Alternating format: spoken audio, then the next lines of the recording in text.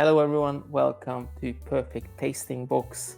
This is a spotlight on Pinot Noir this month, this September. We're talking about Pinots from around the world, or shall we say a couple of French and a Californian Pinot Noir, with Christopher Delalonde, Master Sommelier as usual, just after intro.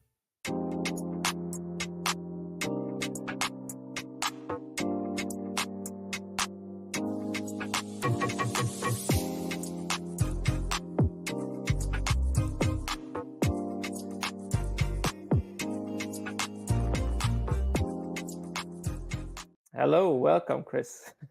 Csaba, how are you? Very good, very good. After a long summer break, we're back with some Pinot Noir. It's a good mix of Pinots, and still with the weather. Not really sure where it's going between warm and cold. Pinot is the perfect match when it comes to grape variety. Well, it depends which part of the world are you, because if you are in London, you're probably pretty cold already.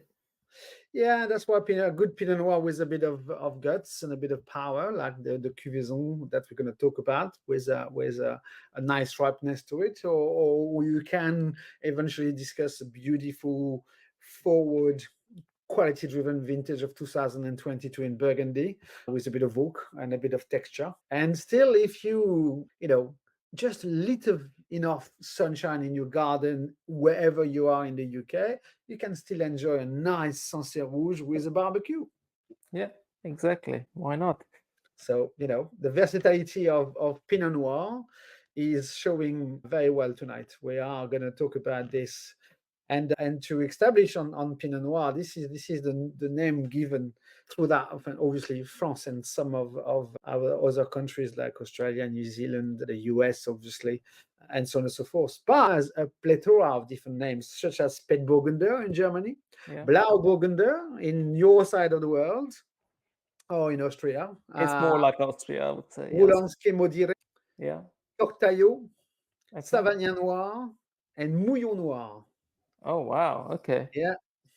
All that for Pinot Noir. So yeah, welcome to the synonym world. But let's stick to Pinot. It's much easier to remember. Careful, the Pinot family is quite large: Pinot Noir, Pinot Blanc, Pinot Gris, Pinot Bureau, and to name but just a few. Yeah. But we're talking about Pinot Noir, the red skin variety, such Pinot Noir, Pinot Meunier is also, but Pinot Noir with the red skin variety and a clear juice. It's not a very, very deep juice, rather even translucent and clean. So that's why you need to do you need to expose the juice to the skin in order to get color maceration as such. Yes, exactly. And I think Here we go. Let's start with the Sancerre, shall we? 2022 Moulin des Vrilleres by Kevin and Karine Lauverjat. An established business. I mean, they've been there for 70 or 80 years. It's the third generation or fourth generation. Moulin des Vrilleres. So Moulin, it's a windmill basically. So that's what the estate is located on, a very old windmill. They work with 13 hectares, so quite a small estate when you think that Sancerre is 2,600 hectares planted. And funny enough, only 20% is Sauvignon, and 20% is Pinot Noir. So the rest is very much Sauvignon Blanc, and only 1% of the entire appellation is made in rosé. Because as you know, Sancerre is produced in the three different colors: white, obviously with Sauvignon Blanc; Pinot Noir, we just talked about it for the Sancerre Rouge, and also rosé with obviously Pinot Noir. So a very, very hilly area of the center of France. We always see Sancerre, we always think Sancerre as being the Loire Valley. Yes, it is, but actually it's really, really in the center of France. So the climatology of Sancerre is very much inland. It's very much very, very warm or hot summer and very cold winter compared to what you get closer to the ocean, closer to Nantes on the Loire Valley, because the Loire is the longest river in France. Yes, I almost said the longest river in Europe, but it's obviously not. It's Danube, isn't it? Yes, exactly. Danube in Europe, but in France it's definitely the Loire Valley.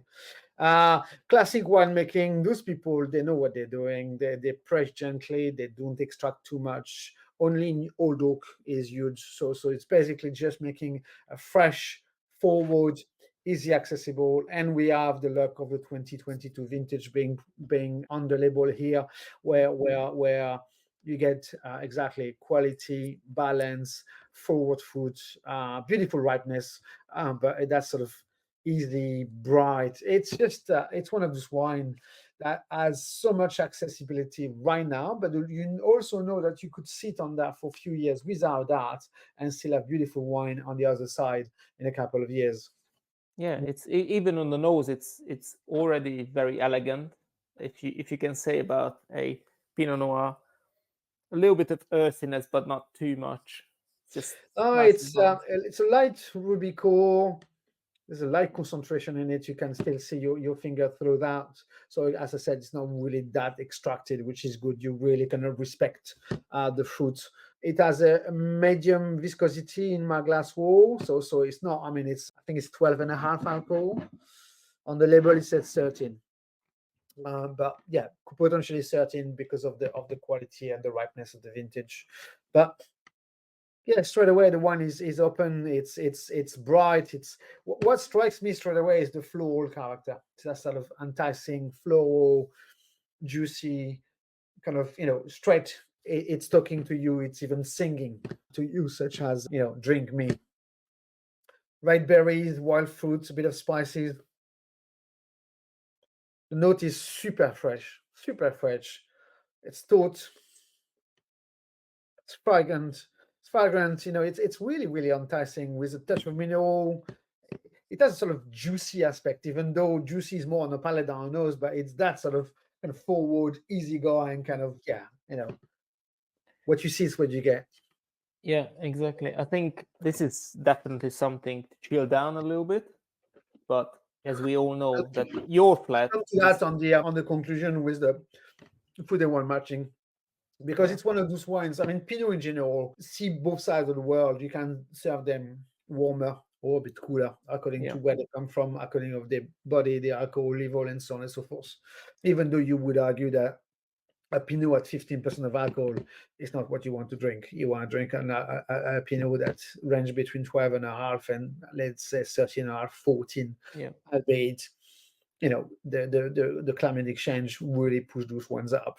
The key there, as usual, is the acidity.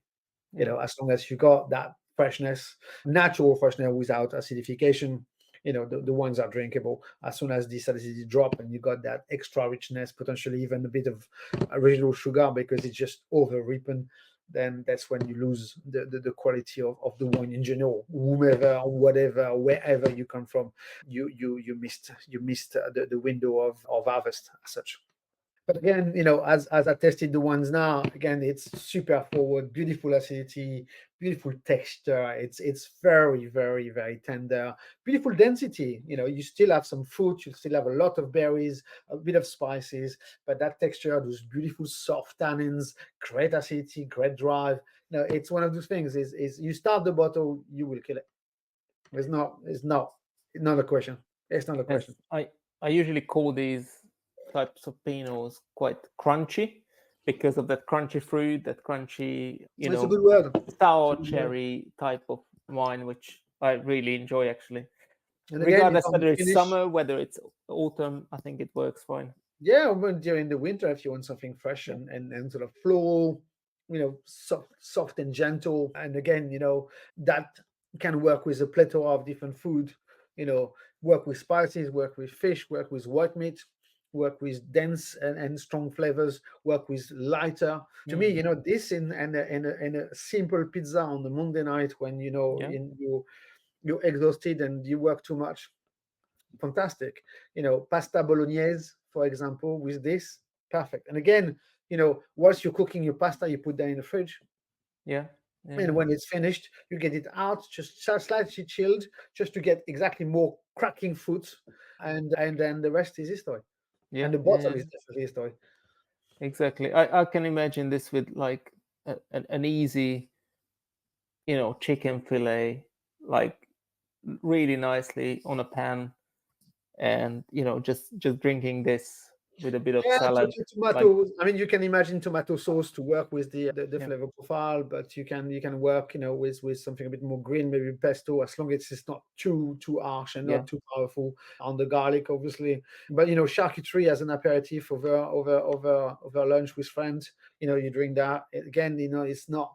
It's so lifted and it's so taut that it makes a perfect aperitif if you're a red white drinker for aperitif as such. yeah, exactly. I think it's a lovely bottle of wine, and It's I a, it's a think it's a delicious, cracking, very well knitted together. There's no question about it. I mean, you can clearly see that those people they really do know what they're doing, and they nailed it in 2022 without a doubt for their red offer. I mean, their white offer is always cracking, but this is delicious. This is and I was delicious. going to mention that obviously people, when you mention the word Sancerre, they think about the white because that's the main production, obviously, but Sauvignon Blanc. But at the same time, you shouldn't forget about red and rosé Sancerre, because obviously it's Lovely wines, some lovely wines. some gems can be found there. Yeah, and Sure. it's again there is a lot of definition of Sancerre Rouge. There's some estate that use much more new oak, making red Sancerre with more body, with more structure, with more strength, with more depth as such. That really depends what you're after, how long you want to sit on your bottle of wine, if so, and so on and so forth. But I think here, the winemaking, the idea of not using new oak, just old oak, has to get that oxidal reduction, has to get that kind of crunchy fruit kept, to the maximum, that sort of forward character, that drinkability and approachability. Can't be. It's a strategy, but it works. It certainly works for me. I think Yeah. I'm gonna I enjoy think this bottle. whoever's going to test that's going to has to agree. And if you don't, good on you. But it's one of those ones that unanimity, it's a crowd pleasure without a doubt. If you obviously are a Pinot lover, or even if you're not, because it ticks a lot of boxes. I was gonna say actually that obviously Pinot Noir is not necessarily everybody's cup of tea, because it can be, I wouldn't say it's a Marmite wine, but it's certainly not everybody's cup of tea. But I think in this box you can actually go through three different styles of Pinot, with the next one being a Bourgogne Pinot Noir from the same vintage actually, Yeah. and a tiny bit less alcohol, but not much less. And then we're finishing on a Californian, fairly big and juicy Pinot. Yeah, we went through this structure because again it makes sense in terms of following a certain crescendo in terms of fruit brightness, approachability. So now we can talk about the Bourgogne. So the business, the Decelle fils, started in 2008 in Nuit Saint-Georges actually, and they started with quite a good plot with 8 hectares. So in Burgundy, 8 hectares is not easy to come around, that's for sure. And then they started to grow a bit more, buying a bit more plots right and left and center. I mean, the Decelle family are winemaker family. They have estate in Bordeaux, in the Languedoc-Roussillon. We Perfect Cellar work quite closely with this family, and again, different region, different style, but different region maintain the sort of archetype of what the wine comes from, where the wine comes from is a great signature. So once again, 100% Pinot Noir. Here there is a bit of oak, definitely a bit of new oak. Again, in their 16 years of existence, they've had 2 or 3 different winemakers, some brilliant people that really brought the estate where it is now, with this sort of quality-driven view, sight, and idea, and I think they're getting there.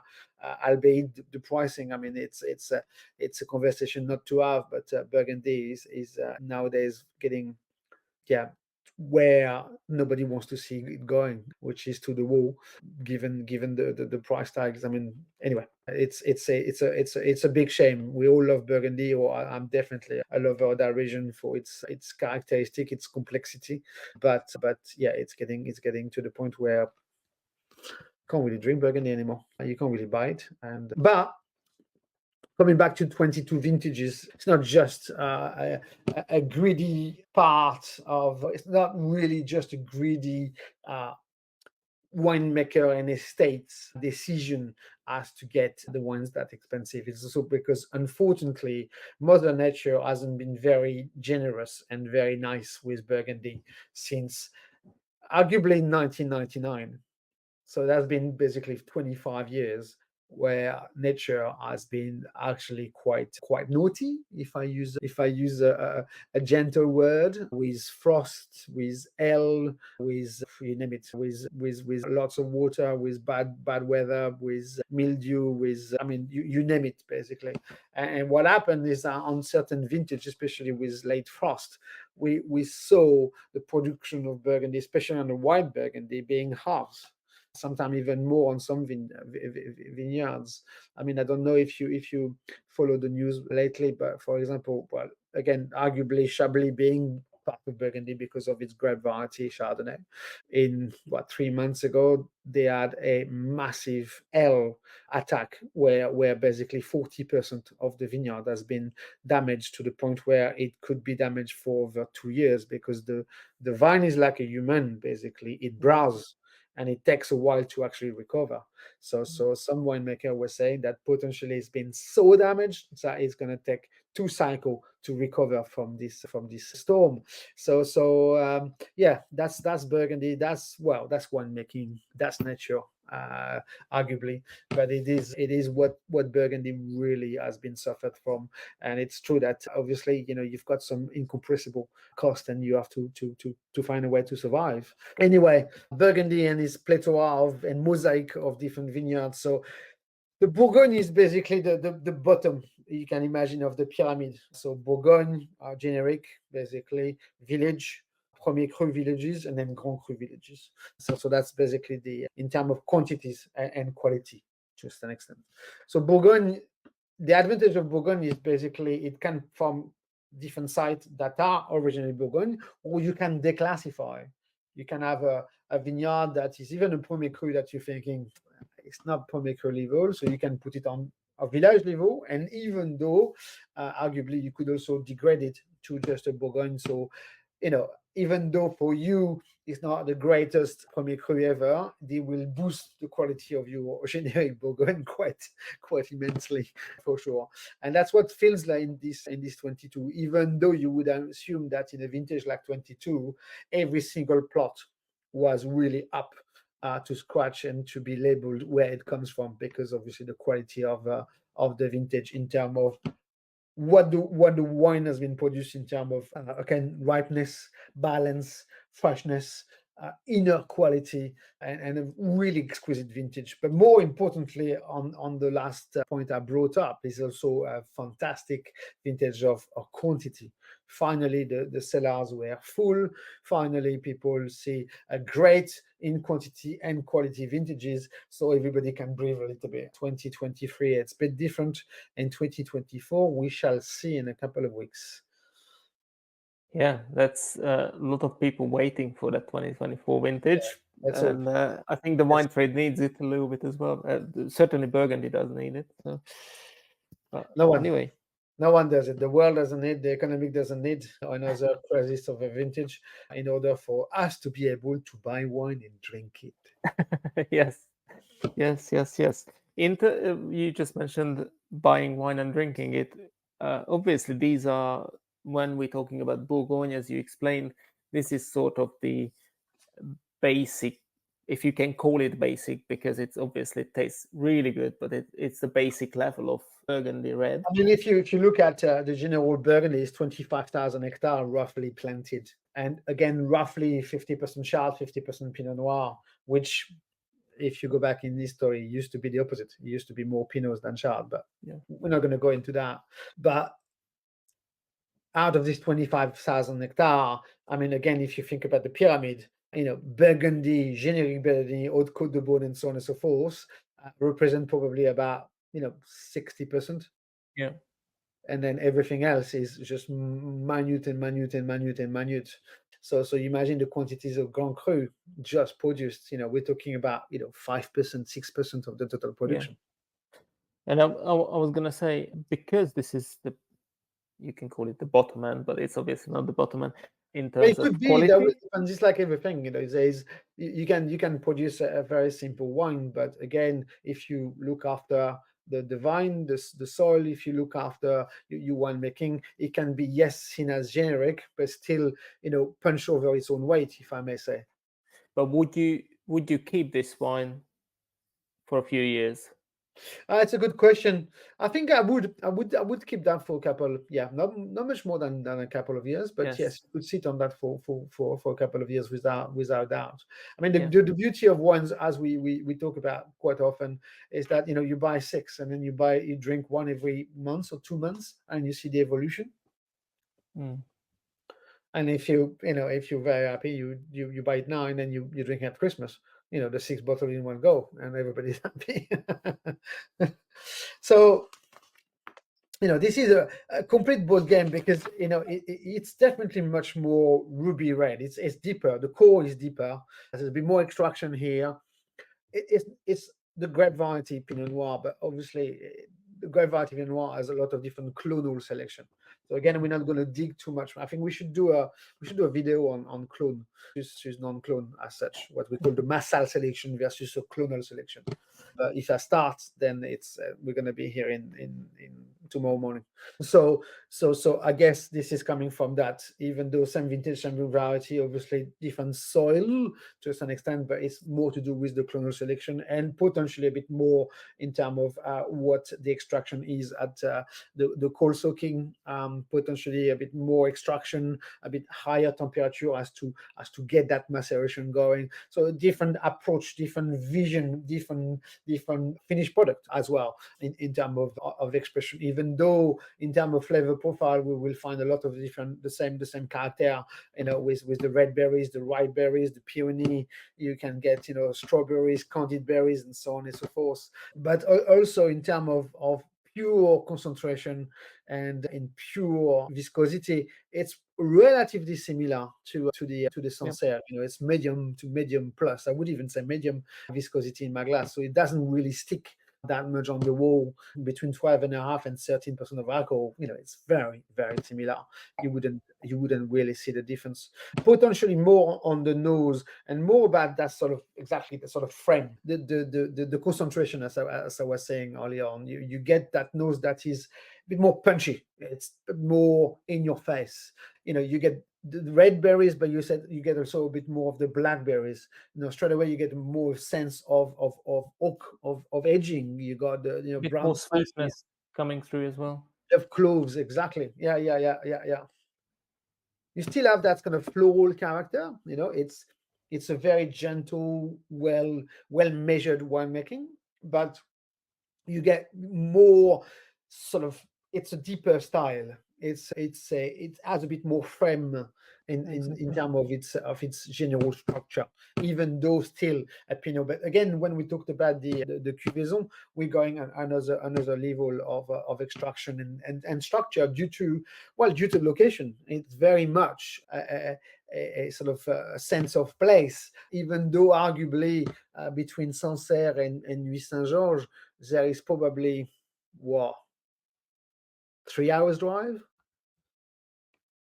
I'm Yeah, I'm yeah. honestly not sure. I never driven that road, but I'm sure it's Doesn't yeah. exist. You have to go all over. There's no direct line to Nuit Saint-Georges, to Sancerre. But what I'm saying is that it's, on the map, they're actually not that far away from each other. Maybe 3.5 hours, but it's not. It's not 1,000 or 5,000 kilometers like we're going to see in the next cuvée. A different climatology, a complete different site, but we're going to talk about that in a minute.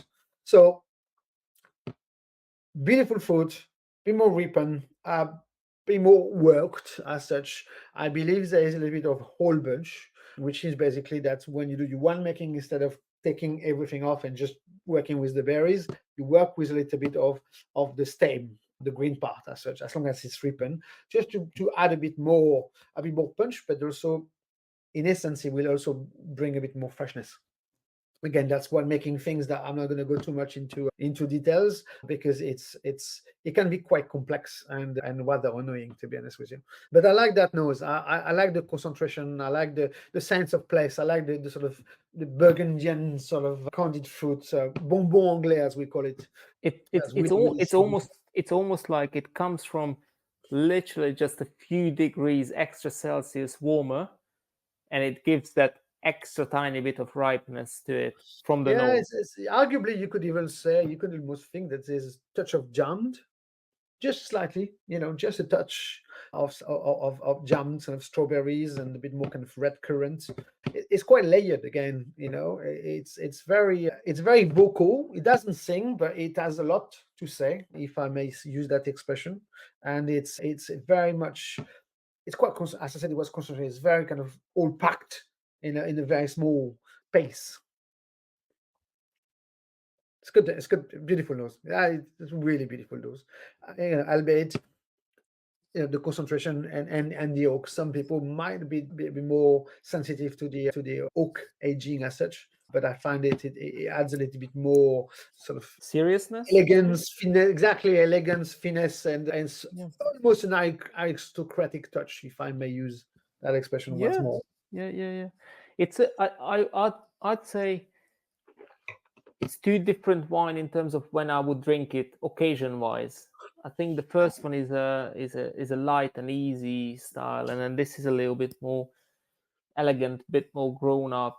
Although the previous Again, one was quite elegant as again, well. this is not which one is the best. It's not that argument is out the window.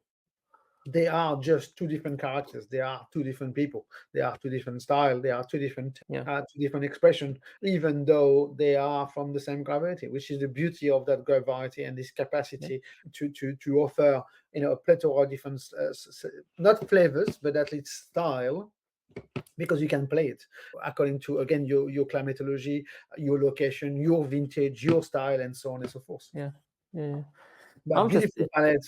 Again, that sort of sweet fruit, ripe fruit, spicy character, beautiful weight. The milk palette has that beautiful, lingering character, with the fruit, but that's sort of beautiful mid-weight. It's all about charm and quite a good class, even for Bourgogne, to be fairly honest.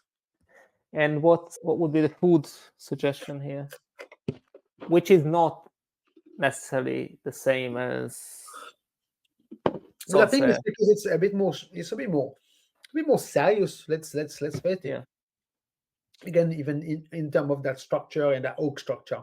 So I think there, all of a sudden, you sort of forget the white meat. You move more toward proteins, red meat. And also in terms of seasonality, you almost forget about the sort of summer. You could almost work toward more autumn and even yeah, wintry sort of flavor profile. A bit more serious, a bit more packed, food wise, yeah, flavor profile wise. In terms of the cooking, you could even imagine with games, especially birds, that will work well. yeah, yeah, Again, the charcuterie aspect, of course, you could argue that it would work very well with cheese, even though usually, red wine and cheese can sort of, fight. White wine and cheese work a bit better, but again, there is some cheeses that would work well, like, reblochon, Saint Nectaire, that sort of creamy textured will work wonders. yeah. I almost get a little bit of that like bitter chocolate taste on this one, and I'm just wondering, would it work with some chocolate? Maybe. Do you think it would work? No, Hmm.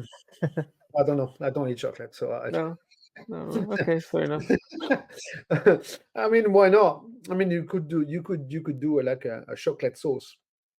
Uh, Okay, there's some chefs that do like pigeon with a chocolate sauce. Obviously, okay, it's yeah, it's blended with red wine and so on and so forth. yeah, Yeah, I see what you mean yeah, with that sort of bitterness. But yeah, chocolate sauce yeah, can be quite bitter. Exactly, that's the danger. yeah. But at the same time, Spicy. I can see spices. I can see, Indian spices. I can say sort of, Chinese or Thai spices. I think that's, again, that sort of concentration, that sort of flavor profile could definitely work its way through that lift of spices that you get from Asian food.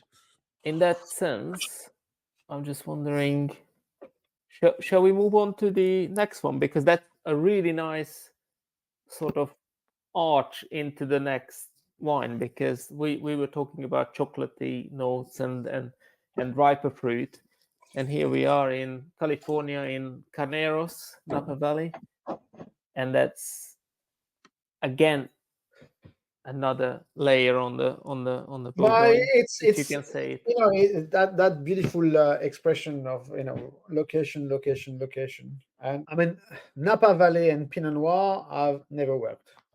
Napa Valley is far too hot for Pinot Noir. Yeah, It's flat land, most of it Napa at least, and yeah, then it goes on the side of the different mountains where you get arguably an amazing array of Cabernet Sauvignon, Cabernet Franc, some Syrah, and so on and so forth. But grape variety that needs that sort of heat to ripen. Pinot doesn't like it; it's just too much. yeah, That's why Pinot prefers Sonoma, because Sonoma is closer to the ocean. So you got the ocean, the Pacific, then you got Sonoma, and then you got Napa. Basically, that's yeah, how it works in terms of positioning. But Los Carneros is one of those rare, so AOC, if you prefer, a region, yes, sub-region, that is divided between both. Los Carneros is 50% roughly in Sonoma and 50% in Napa. But because it's really just on the top of the San Pablo Bay, so Pablo Bay is basically the body of water you cross when you drive the bridge from the Red Bridge from San Francisco. Golden Gate, yeah, Well, exactly, from San Francisco to Napa County, basically. yes, That's the San Pablo Bay. So that body of water, which is quite tremendous, really, really help with keeping that area cool.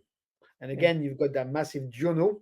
So during the day you got the heat, and during the night you got the cold. So that maintain that freshness. Hence, in that part of Los Carneros, there is a lot of sparkling wine being produced: yeah, Chardonnay, Pinot Noir, and Sauvignon Blanc. yeah, So the grape variety that really benefit from a cooler environment rather than a warmer environment, yeah, such as Cabernet and other grape variety. yeah, So again, here, I mean, so the Cuvaison business is 1969. It was started. Then it was at the time it was they started with 50 hectares. So I mean, okay, let's start. Okay, we said Burgundy on his own is 25,000. Okay, yeah, Los Carneros on his own is 3,642 precisely. yeah, So it's 15% of Burgundy. yeah, It's small, but compared to if you put that in the perspective of California, it's peanuts. Okay. yes, exactly. So they started with 50 hectares, and then in 1979 they were bought by a Swiss family, the Schmideni, and then at this stage they invested and bought another 150 hectares. So the entire property now is roughly about 200 hectares in a very different area of Los Carneros, that gives them the capacity again to work plot by plot: Chardonnay, Pinot, Sauvignon Blanc, Marsanne, whatever grape variety they work with, and basically harvest at the perfect timing in order to bring what they are trying to achieve in those bottles. 2021 as a vintage in California is a very good vintage. However, and it's a wildfire vintage. It's California has been hit with a lot of wildfire. Luckily, they were much more northern. So Los Carneros didn't suffer from it. And when I mean by suffer from it, it's either you lose entirely your vineyard because it burns down, but also, even though they're not, if you've got proximity to the smoke, you get a smoke Yeah, tent. yeah, And the smoke tent, you can remove it, but it's a process that is quite heavily manufactured. There's a lot of chemicals involved, and loads of people can't bother and don't bother. yeah, So in that wine, that glass, there's no smoke net whatsoever either. So they were very lucky in Los Carneros to go through what was a quite a dramatic outcome on some part of California. yeah, However, so I mean, here you're talking about concentration. I mean, I almost do not see my thumb under my glass. yeah, Well, no, actually, I don't say. It's that opaque. So yeah, again, here you understand. Okay, you are close to the water. So obviously, from continental, you're moving to oceanic type of climatology, different type of soil, different type of clone, different type of sun altogether. Different vintage from 2022, but 2021 is a hot vintage in California. I mean, California, let's assume it, the water is cold, but outside is warm. So even Pinot Noir in cool area will definitely ripen in a very, very different way that you get in Europe. Same thing with Australia, same thing with New Zealand. The New World, even though, I mean, the Northern Hemisphere in essence, because California sits on the Northern Hemisphere, is a very different affair altogether when it comes to climatology. The sun ray, the sunlight, and what they call the degree day. Again, it's food for thought and definitely food for another video. But basically, that was established in the 40s, and what they call degree day is basically the capacity of the vine and via the photosynthesis to transform sun ray into proteins and eventually alcohol and so on and so forth. It's fascinating. It's fascinating. But that part of the world really see a lot of that. So you got exactly that ripeness, slowly climbing faster with richer. And obviously the first thing that you get, it's just riper, therefore more color. Albeit is also a style. They like to kind of extract a bit more work. The word I use is modern. The wines are a bit more modern. They're a bit more glossy, even though this is not as glossy as some other Pinot or Cabernet, whatever, from the US, but it has that sort of little character to it. I call it American.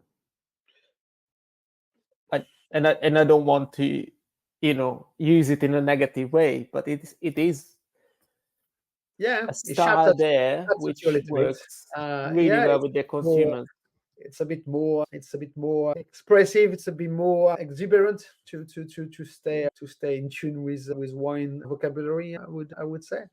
However, yes, it has all those definitions, but it doesn't mean that we don't like it, because it's again a Pinot Noir expression with a twist. Cool climate, Pinot the way we like it, very, very good vintage, and a different approach. It ticks all the boxes, and that's why we did that way, because it's a nice crescendo. This is definitely a bigger baby. It has definitely more concentration, more depth in terms of its color, and definitely also a higher viscosity. So the alcohol level on the Cuvaison on the label says it's 14.3. Yes, 14. So now we're starting to talk about something. But the key here, again, is not about what the label says, is do we feel it on the palate? If it's balanced with acidity, as we've spoken earlier on, then it's not a problem. If it's not, that's where things are getting a bit out of hand. So let's see. Oh wow, it's fully opened, stinging. Red fruit berries, fresh, crushed. Wild food, spices, floral. Definitely cloves, cinnamon, vanilla. I mean, the oak character is really, really footprinted on that nose. A touch of savory as well at the picked. Grilled meat, earthy notes. Definitely a lot darker than the previous two. And I think there is a lot of black fruit, blackberries, sweetness from the oak, definitely. Yeah, the jamminess, exactly. New oak as well, probably. But for me, what's really attract me is that sort of fresh tonality. Despite all those flavor profile, kind of quite concentrated, quite power, quite dense. There is a French tone to the wine, to the nose. It's not just jam and power and spices. It has a kind of evocative, as well as, again, very well knitted. It's quite eloquent if you attach it to a person. It's well articulated. Obviously, in the US as well, a lot of winemakers left with that really strong tradition of over oaking or over using the oak and nowadays more towards that slightly more elegant European Yeah, style, I I mean, would say. arguably it So was the same in Europe. Some people yeah, went from 0 to 100%, and then yeah, now they're looking at and they're reducing the oak footprint because it affects the wine, because it's not really especially well integrated in wine, but because also the oak, an oak barrel now is so expensive that it adds another 5 or 6 or 8 or 10% to the yeah, bottle of wine. And so there's it's not just the winemaking. There's also a lot of economics coming into the element, but also I think people also realize that you know oak treatment is a bit like makeup. You use yeah, oak in a way when you're not really happy with something. It's sort of yeah, hiding, if I may use that expression. So if you are working your vineyards, working your soil, if you are very, very careful how you treat your vineyards and your plants, and you know that the fruit you're gonna harvest is primary, why would you hide it behind some oak? It's the yeah, same thing with cooking. If you get fantastic ripe tomatoes, your sauce is going to be fantastic. If the tomatoes that you receive are all crushed and batch and old and smelling, you're going to probably put a bit more pepper, a bit more spices to just hide a little bit more that flavor profile that you don't want to go into. It's pretty simple. yes, exactly. I think this is well made, certainly. Uh, It's a it's sort big of baby. It's a big it baby. is. I think the only negativity is not even negativity, it's a fact. It's potentially the drinkability of such a wine is it's it's opposite to what the two other are. Yeah, It's more serious. It's definitely a wine that calls more for food. You will not yeah, drink that on its own. That's not an aperitif wine, as far as I'm concerned. It's something that sits. It will call for you to sit down and sort of think a little bit, because it has quite a lot to say. As I said, it's quite eloquent, yeah, but it has that sort of structure that sort of make you think, make you sort of sit down in your chair and sort of breathe and sort of have that philosophical moment as you sort of dig into the wine to understand where it sits, what it's trying to tell you and to express. yeah, Again, with a great character and great sense of place. No question about that. yeah. It's I think generally it's a really nice, interesting lineup because it shows how different Pinot Noir can be, and it shows how different it can be from just a few hundred kilometers away from each other in the same vintage, whereas again, very different from another point thousands of kilometers away, different style of winemaking, different terroir, but it does a plateau of different styles of what a grape variety can do. Yeah, no, precisely. But I think it's in terms of you know frame, in terms of what the grape variety is very relevant in the three wines, with the bay flavors, with the acidity structure, and again with that beautiful soft tannin structure and that texture that only Pinot deliver so well, with that balance. It's almost, it has a sort of iron fist in a velvet glove aspect.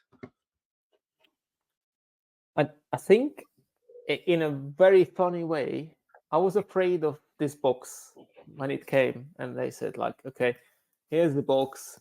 You try three Pinot Noirs. I was like, really? Do I have to try three Pinot Noirs? But it's actually probably one of the best boxes we came across so far, because it shows the grape variety and the difference what it makes. Just a few things which you change. I think what is really interesting in that box is that, again, given that it's only a glass each, Mm, it will give you really that capacity to decipher and sit yeah, where you think your palate is. It really yeah, is an opening to understand, you know, given the three different styles, where your palate, what's your sense, what's your orientation towards some of the wines. You will prefer the Sancerre, so delicate, soft, forward, approachable, super drinkable. Bourgogne, a bit more serious, elegant, suave, soft still, but you have that sort of certain complexity, layering. And then eventually the Pinot that has, a bigger body, it's a bigger boy, it's a bit more, it's definitely riper, it's a bit more in your face, it's definitely more exuberant, it's quite modern, it's in its approach. So you've got these three different, very different elements that will help exactly to put things together, like almost like a jigsaw. Yes, and then in these three, hopefully, whoever is drinking it will find some pleasure in all three. But the big question is, what Christopher Delalonde find pleasure tonight the most of out of the three wines? That's a good question. That's a good question. I think it's a tricky question at this stage because I have my favorite. I would definitely go for the Bourgogne. Yeah, I'll go for the Bourgogne as well. Yeah, I think I don't know why today I think that was the winner for me. Maybe if it's on a warmer day, on a summer day, I would probably go with the Sancerre. No, in my notes, the Sancerre was really the wine that I preferred a couple of days ago when I tasted all those wines and made my tasting notes. Tonight, the Bourgogne is singing a bit more to me. Maybe also because it's different day, different time. Normally I test in the morning, not in the afternoon or even evenings, and so on and so forth. So different approach. To me, the beauty of the Bourgogne is basically a mix between the American and the Sancerre. It really sits in the middle. Yeah. So looks like that was the winner for tonight, and I think that was the winner for me as well. We can talk about the price, we can talk about a lot of things, but I think it's a really, really good bottle of wine, which definitely worth trying out. But whoever wants to try out a box like this, where you get 3 little boxes, 100 ml each, I think it's perfect. A perfect. I mean, just to come back to, I'm just reading the pricing structure. I mean, the Cuvaison is £33 a bottle. Don't get me wrong, it's a lot of money. But there's a lot of wine for £33. Yeah. It's a lot of wine. It really packed a punch and really deliver a lot. So yeah. But if you go back to the tonight, it's to me the Burgundy is singing a bit more. It's not cheap either, but yeah, we know Burgundy is never gonna be cheap. Bourgogne is not. But albeit, if you're interested to test something like this, there's definitely value for money there. Yeah. And 25 quid, I mean, it's not cheap, but for a very nice, well put together, approachable Sancerre Rouge that you don't really see often. Again, if you want to challenge your friend, that wine lover, they will definitely enjoy that Sancerre without a doubt, and maybe too fast, because that's one of those wines, when you start, you don't stop. Probably. I would say so, yes. Well, all right, guys. Christopher, that was the spotlight on Pinot Noir. Thank you very much for your time again. Exciting. It's very, very, very interesting lineup. Thank you very much, Csaba. Thank you very much, Perfect Cellar. Thank you. And then we will come back with another episode or a slightly different style of video at some point again. Yeah. We have quite a few points to approach. Don't forget. Yeah. 10 minutes about something, which is going to be 35 minutes about something, but that's it never happens. I talk too much. Anyway, okay, thank you very much, guys. And guys, see you soon. Cheers. All the best. Bye-bye. Yeah, my glass is empty. Oh.